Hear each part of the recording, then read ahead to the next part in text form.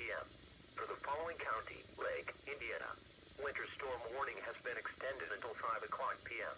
For the following county, Cook, Illinois, winter weather advisory has been extended until 5 o'clock p.m. For the following counties in Illinois, Greeley and Kankakee. The following is a winter weather advisory from the National Weather Service, which includes the following counties in Illinois, Greeley and Kankakee. Timing, light to moderate snow, at times briefly heavy, will end near, or just after sundown. Snowfall rates, up to 3/4 inch per hour. Additional snow accumulation late this afternoon, up to 1 inch.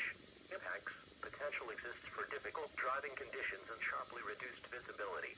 Other impacts, wind gusts to 30 miles per hour, combined with the heavy weight of the snow, may cause down branches and power lines. This has been a very heavy wet snow, and can be difficult to shovel, especially those with health concerns. With it being the first snow event of the year, use caution if you must shovel.